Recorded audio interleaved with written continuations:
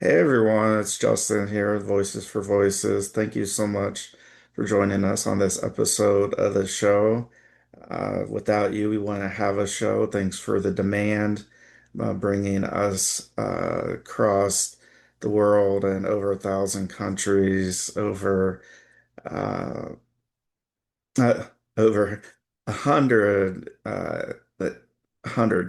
countries and 1,000 cities. I knew I had something mixed up, but it all goes together. It just goes to show that we're reaching a lot of people. And one of our prior guests that you probably will recognize, whether you are watching or listening, Brittany Jones, she is back with us for this episode. We're getting a little bit closer to election time.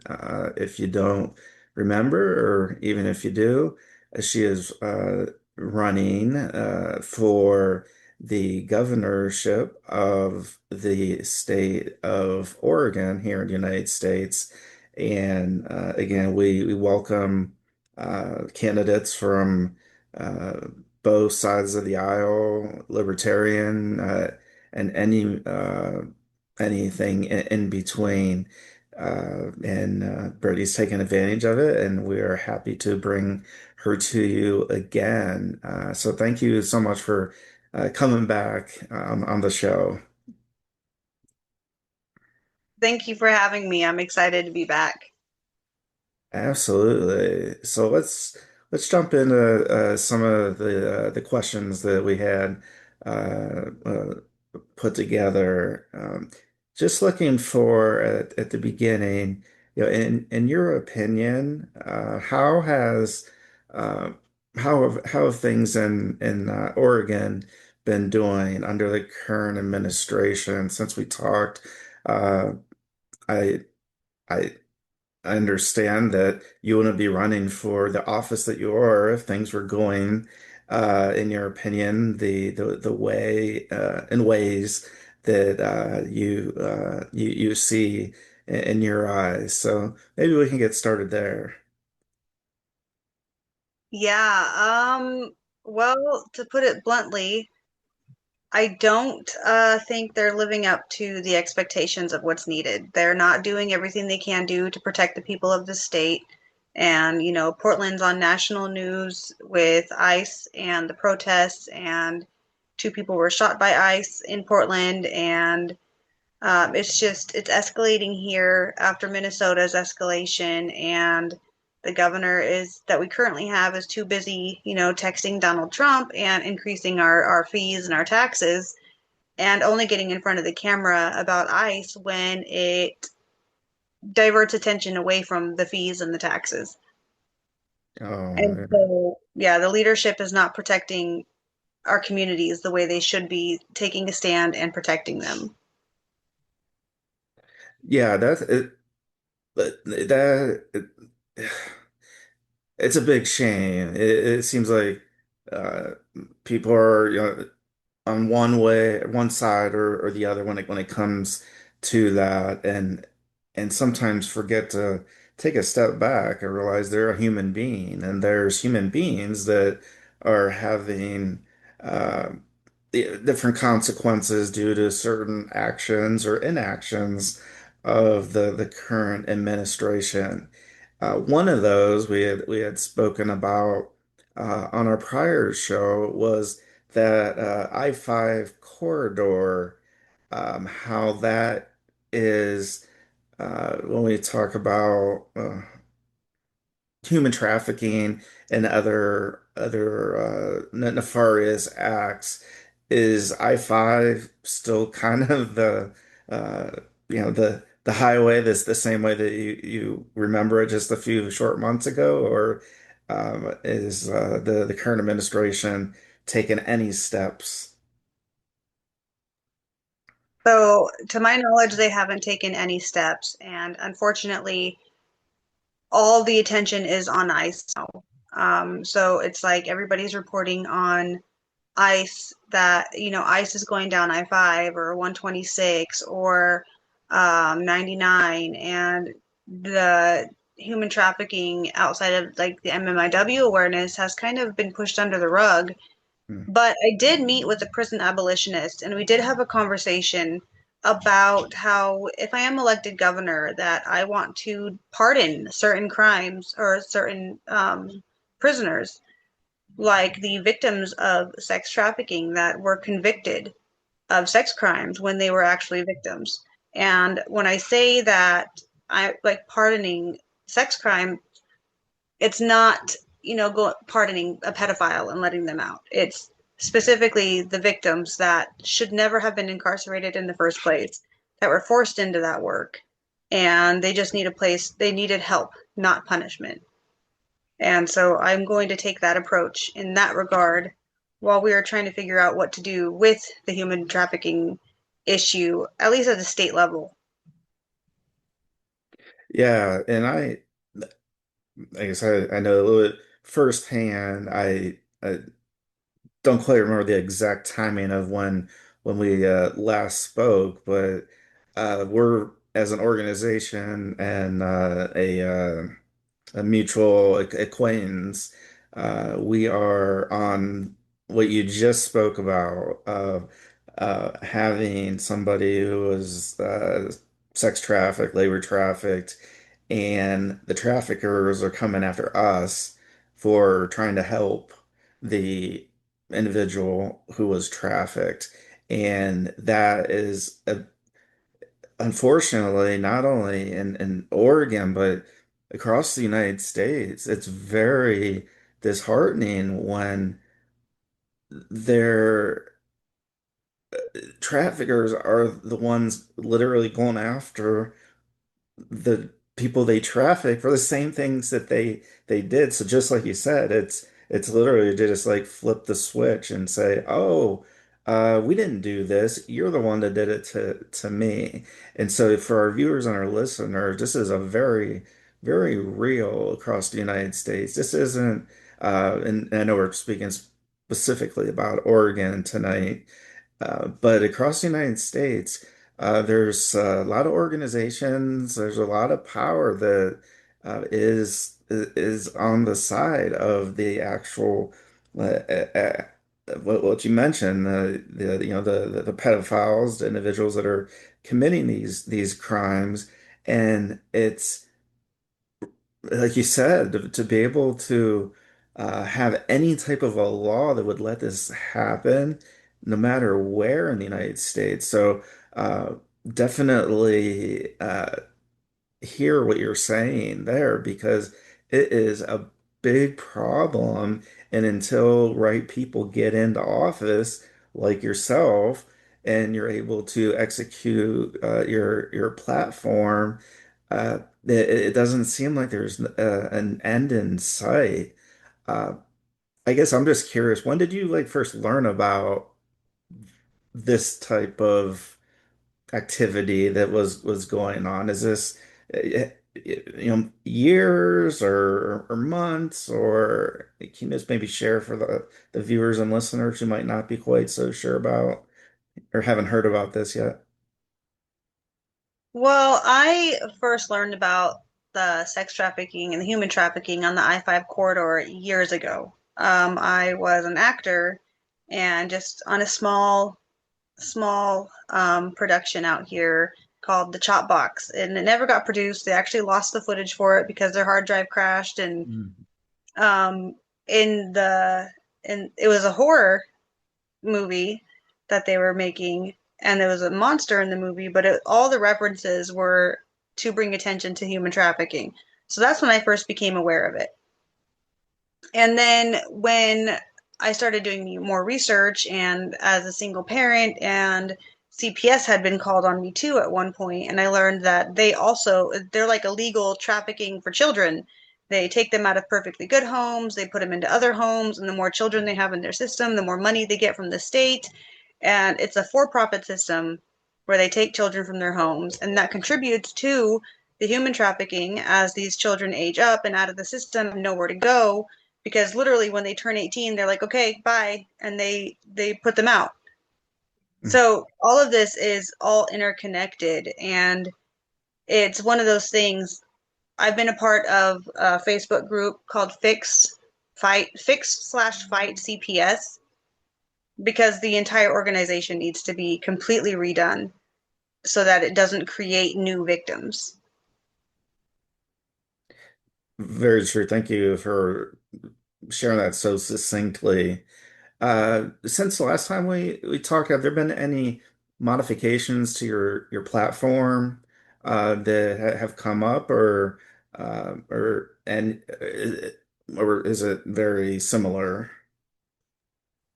Well, with the escalation by ICE in our communities, my platform has shifted because while we could talk about the housing issues and the education issues and the connectivity with connecting small towns to bigger cities and helping the economy, nobody feels safe going to work. Nobody feels like children don't feel safe going to school.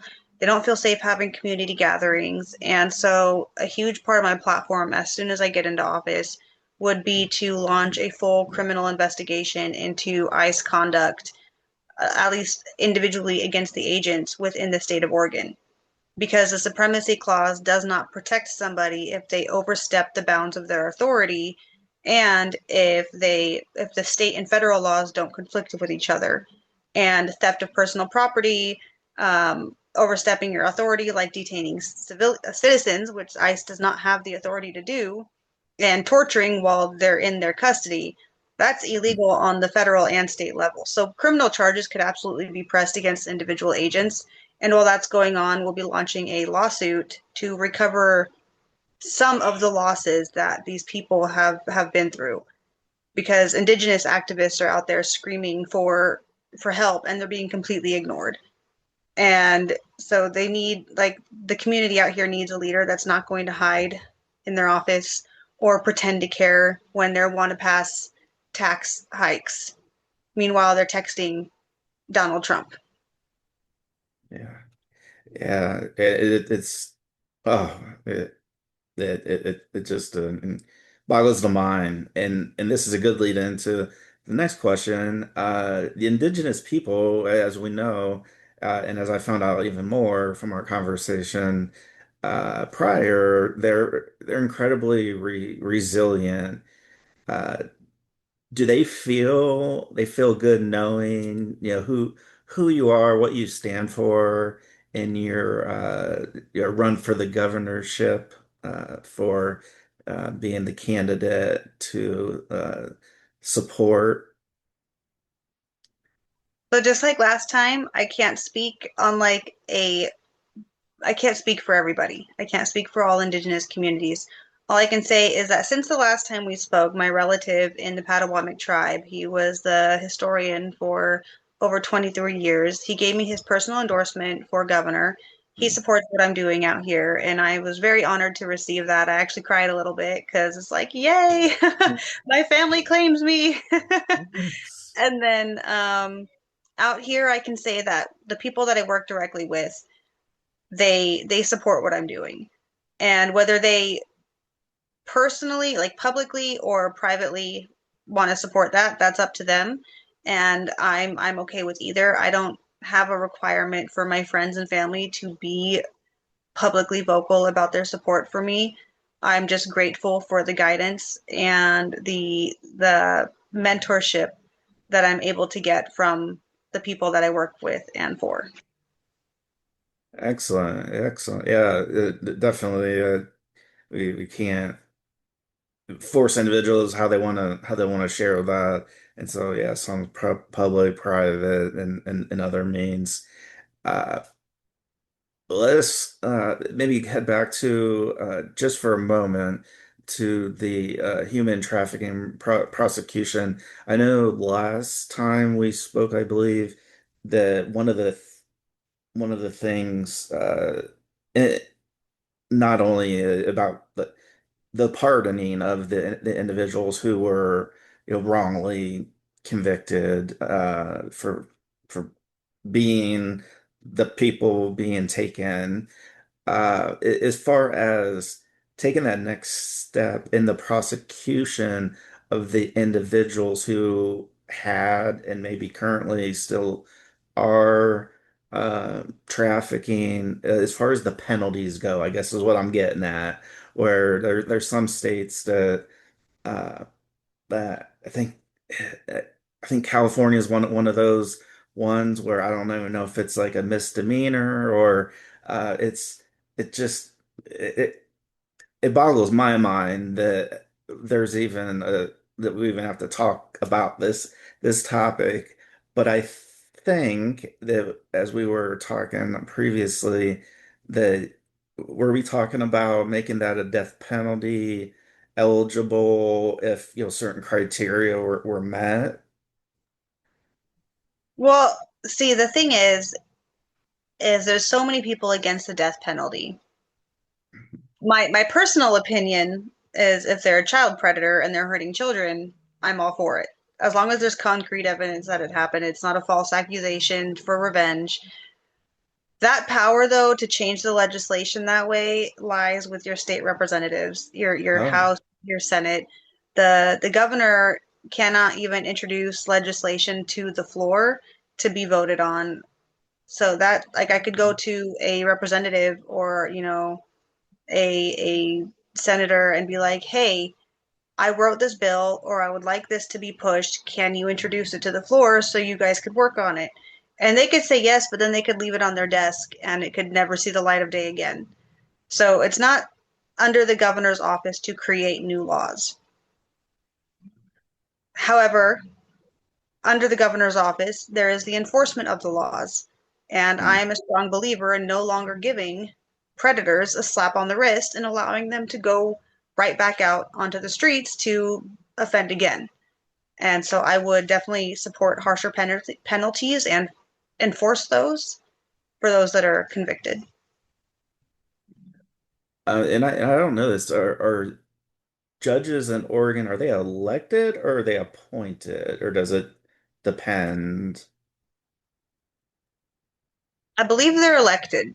I've Okay. never ran for office, but I think they're elected because they're down in Drain, Oregon. There was a judge, but then nobody apparently ran for that position again, and now they just haven't had a judge for years Oh. in there. And then so the little courthouse they had down there closed down. So I guess I think they're elected throughout the state, but I could be wrong. Oh yeah. Yeah, I was just curious because it, it seems like every jurisdiction is a little bit different. So I was just curious on that. Uh, and we kind of talked about this, but maybe we can just lay out and what are your, kind of day one. And I think we talked maybe about like, maybe like first 90 days or maybe your first 6 months of, uh, how when they think of Brittany Jones for governor of Oregon, what do you want people, voters, citizen, what do you want them to think about when they're going to the ballot box? In the beginning of my campaign, I wanted to start with one of my platforms being to make Oregon safe. And my team was like, well, then people are going to think that Oregon's not safe. Do you want the outside perception to be that our state's not safe? And I think it's beyond time to say the quiet part out loud is Oregon is not safe. Nowhere is safe with a dictator in office. And we have to have leadership in place that's willing to recognize that and take steps to make it safe. So, day one is when I'm going to start the criminal investigation into ICE. Day one is when I'm going to start the lawsuit for the violation of human rights. Day one is when I'm going to start doing a full budget review of all of our departments because anytime you take a stand against ICE, you risk losing federal funding. So we need to make sure that our state has the stability needed to be able to take a stand and to be safe. And that's like my day one priorities is to get those started and to really focus on that so that we can work on our housing plan. We can work, excuse me, so we can work on our housing plan, work on our education plan and our infrastructure plan for transportation, fixing the highways and the rail system, connecting the small towns to the big cities. But we need to make sure that we have a safety net in place to be able to do that. So when people are going to the ballot And if they're not sure who they're going to vote for, I want to let everybody know that I will fight tooth and nail to make Oregonians safe. And so if you're feeling not safe and you're like, who will fight for us? Who will stand with us? Vote Brittany Jones, because I will do that. Awesome. Yeah.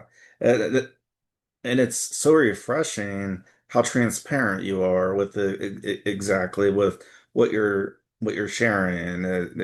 You mean what you say, and yeah, you're not being shy about it.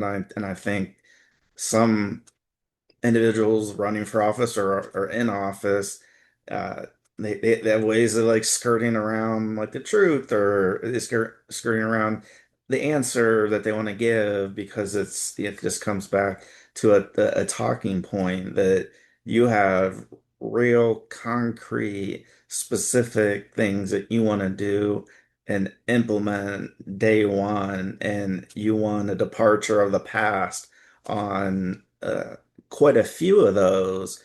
And that should be a breath of fresh air to Oregonians to say, wow, like we didn't know if we would have an opportunity to have a candidate that would come through and actually want to do that.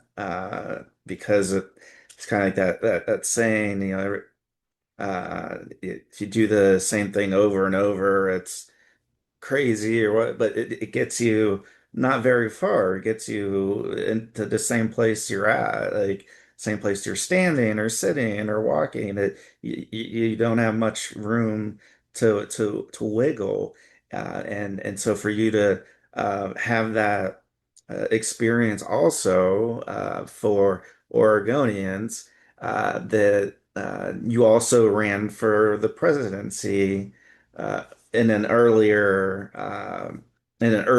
term, so you're not a let's say this isn't your first rodeo, I guess is the way to put it. So you have your mindset and know what information you need to share, how you need to share it, taking those opportunities. So I assume that you're going to spend more time behind the desk than in front of the camera, if you're able to. I know you want to get out and see a lot of things, but talking about how your current governor is, texting, President Trump and doing that, you want to get down to the business of, okay, like you said with the budget, like what's every single line, what does it mean, and where's that money going, and where has it been going,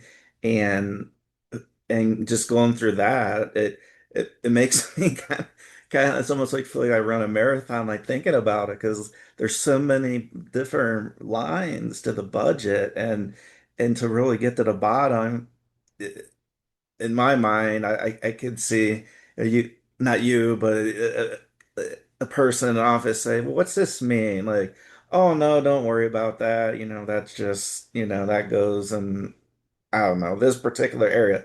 And I can see you going, "No, no, no, no. Like, what does this mean?" And something that I can understand, so I can decide if you need that money.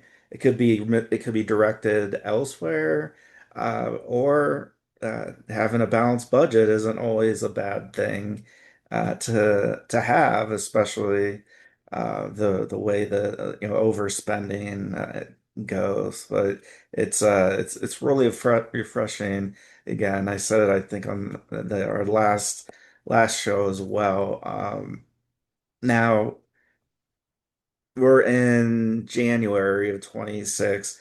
When is the election for the governorship? Is that in November, or is it a special election and a different? Because I'm running as part of a party, we have the primaries in May. So I am challenging the incumbent. So May 19th is when people can cast their vote for me to help me beat out Tina Kotek. And then if I beat Tina Kotek, then I'd be on the ballot for the general election. against a Republican and other party candidates that are not Democrats. So the primary just pretty much chooses which Democrat they're going to put forward. And so I need help beating Tina because she's an establishment politician. She has a lot of big money behind her. Unions are already saying that they're going to endorse her without even interviewing other candidates and without letting their members vote on who to endorse. And so we are seeing establishment politics at play where a grassroots candidate is going against the big guy. So if you like an underdog story and you want to help the underdog win, I need your vote in May, and you have to be registered as a Democrat by April to be able to vote. I forget what date specifically in April, but at least by the beginning of April, if you are registered as a Democrat, you can fill in the bubble next to my name on the ballot on the 19th. Okay. Yeah, so this is definitely crucial timing to let people know that there's a primary, and then even ahead of that there's a registration process that has to be completed in order for that individual to be able to actually put in their vote in May to then be able to run the general election. So wow. It's uh, I'm sure you're used to, but it's a lot of different things you gotta besides your platform have to go against, and as you mentioned with an establishment candidate as well, where like the money just seems to come from all over the place. It's like, oh my gosh, like how does this happen? Uh, wow. And let me see.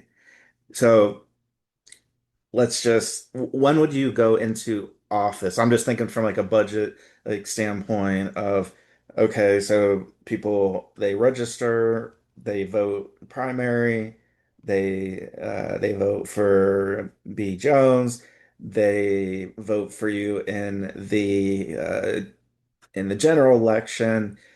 Do you go in office in November, or is it like a January thing like the presidency? Just curious. I think we would swear into office in January because I think that's, sorry, my daughter's getting chipped. Okay. I think we would go into office in January, just like the presidency. I will have to double check that though, because I was reading about it a little bit ago and I was like, oh, that makes sense because, let them finish out their term. Okay. Okay. Uh, what else did I miss? To be able to share. I believe you have a website, right? That would you let people know what that is and what information they can find?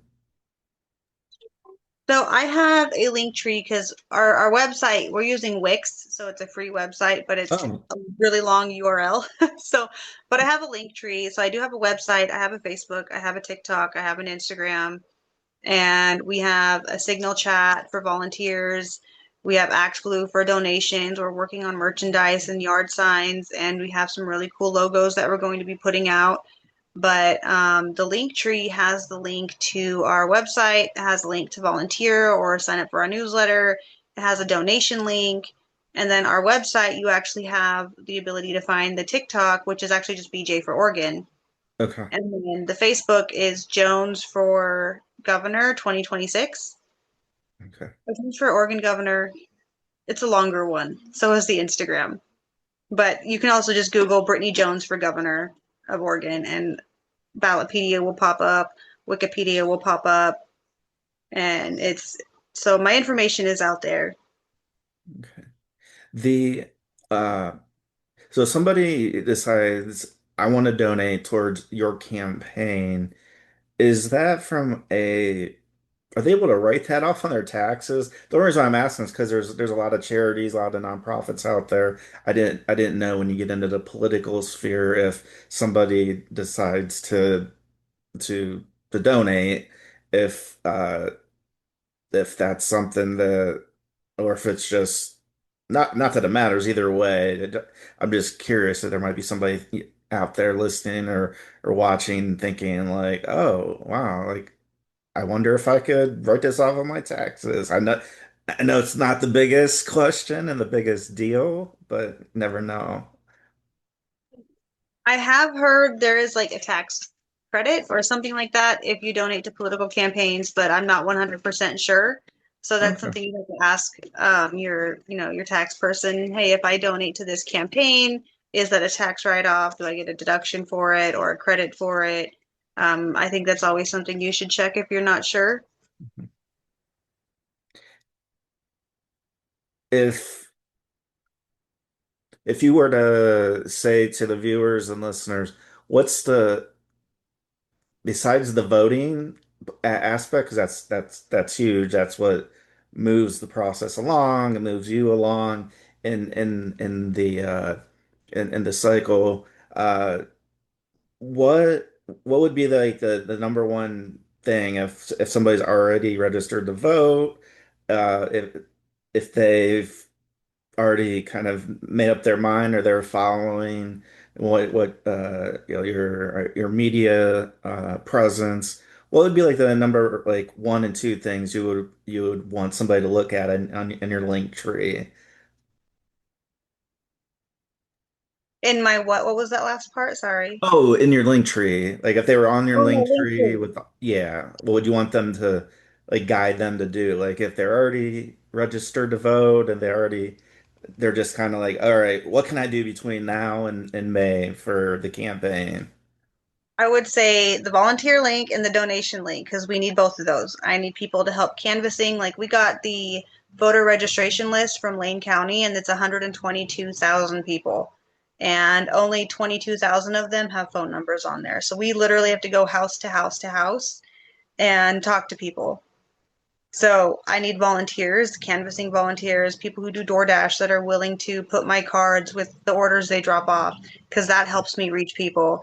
And there's a lot of ways that you can help a grassroots campaign spread. We still need a campaign manager. I'm still doing the majority of the work with my PR manager. So Hmm. we need a campaign manager and my website needs a huge overhaul. So volunteers, we definitely need and we need donations because unions look at donations and how much money you've raised as a deciding factor if they endorse you or not because they want you to raise money. And I'm like, well, don't they realize that if they endorse you, they help you raise money, so they should look at your policies and not on how much money you've raised. So Yeah. it's Yeah. kind of a catch 22 there. So donations and volunteers, that's what we need. Okay. And a campaign manager, if somebody wants to help out in a larger way day to day and help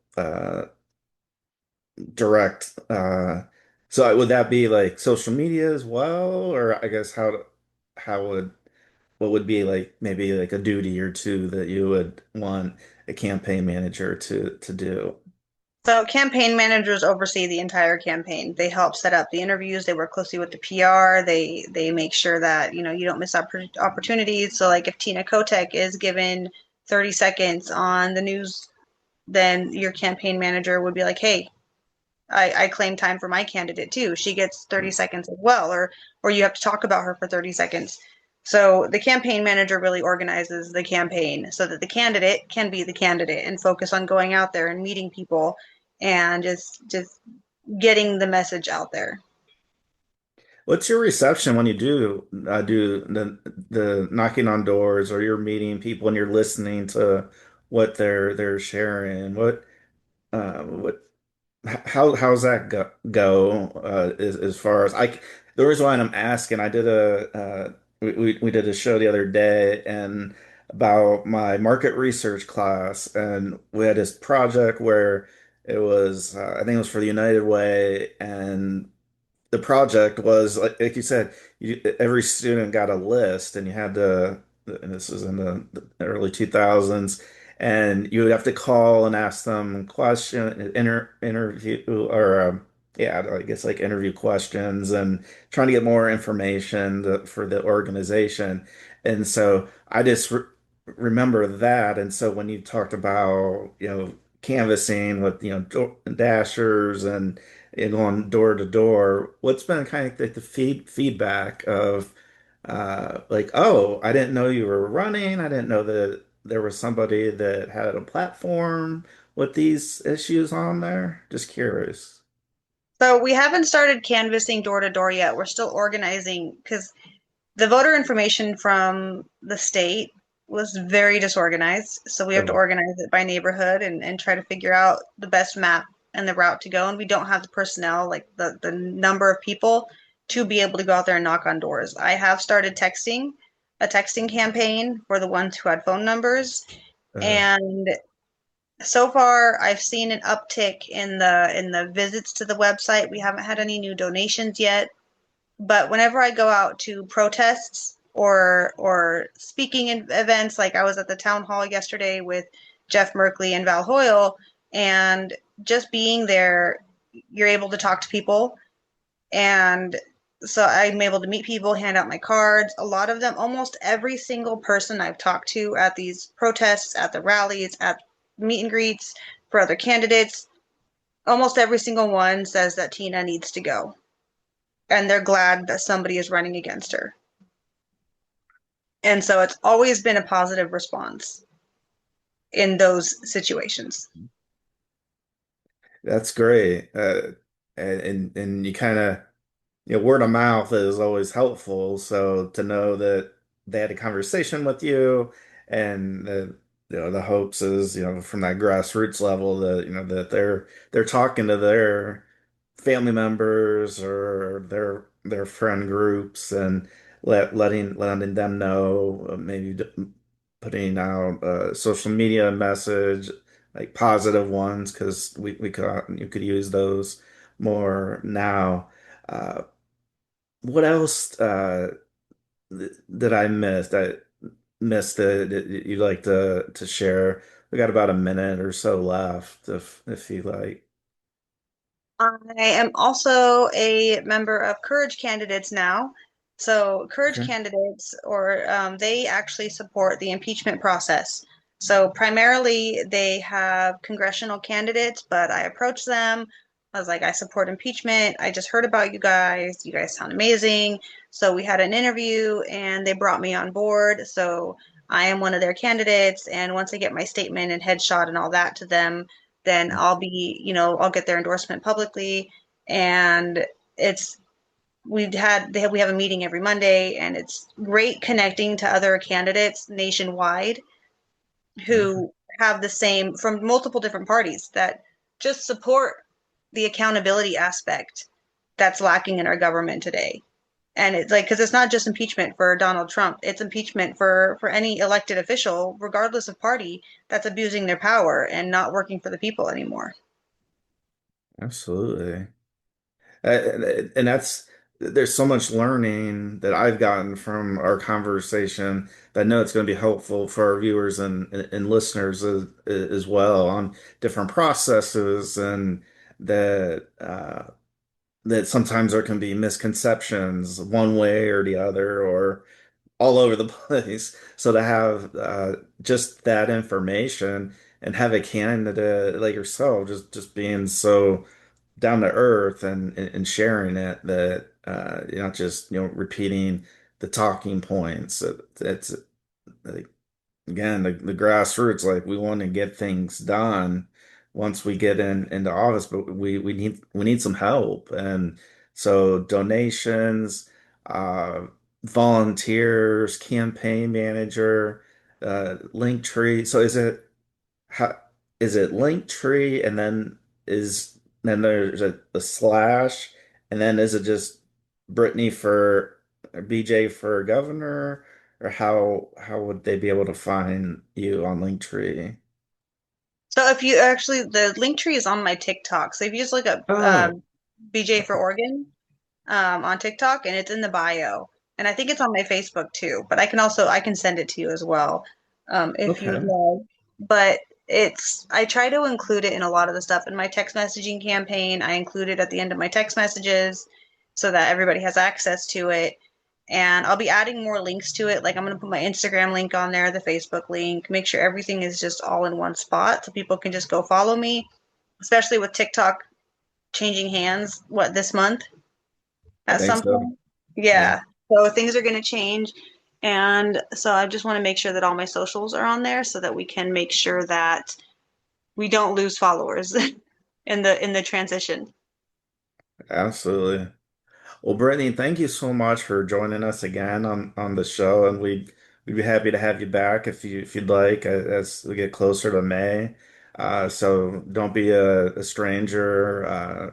Have your team reach out. We'd be more than happy to have you on as we get closer. Kind of share how the process is going, the updates, and we just appreciate you just being a really not only a voice for yourself, but you're being a voice for Oregonians and in general, just human beings, really, just looking at people as humans and how you can best help. And I at the core, we're human beings. So then we can go all different ways after that. But at the core, we're a human. And I really respect you for coming on, sharing as much information, and I look forward to having you on again if that plays into your schedule down the road. Don't be a stranger. We can find time to get you scheduled and any updates or there's a specific topic that you want to share or specific event, we can do that as well. So thank you, Brittany. And thank you for having me on again. And I would love to be on again. It's always a pleasure. Oh, thank you. And we thank you, our viewers, our listeners, wherever you may be here in the United States, across the world, especially in the United States and the state of Oregon. Brittany Jones, BJ for Governor 2026. If you're an Oregonian and you aren't registered to vote, make sure that you do your due diligence and get that done by April. Just maybe get it done in March and they don't have to worry about April.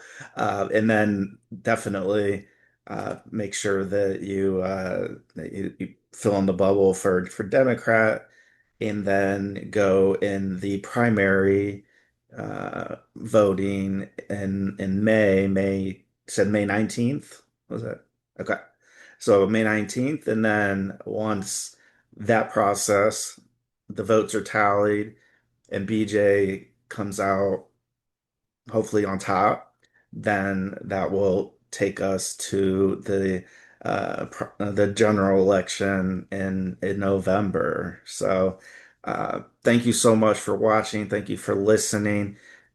If you could do us a big favor and share this episode and like, follow, subscribe, check out Brittany BJ for governor on TikTok. We'll be inserting her link tree in our description, but head on over to TikTok while you're watching or listening, and because I know we all like to have numerous windows open, so head on over to TikTok, get that link tree. If you want to volunteer, go ahead, and if you want to donate. There's always help. And if campaign manager has been something you've always wanted to do in the state of Oregon and you love what you're hearing from BJ, she and her team would love to hear from you. And so until next time, this is Justin Allen Hayes with Voices for Voices, and we pray that you will be a voice for you or somebody else in need. We'll see you next time, everybody. Thank you.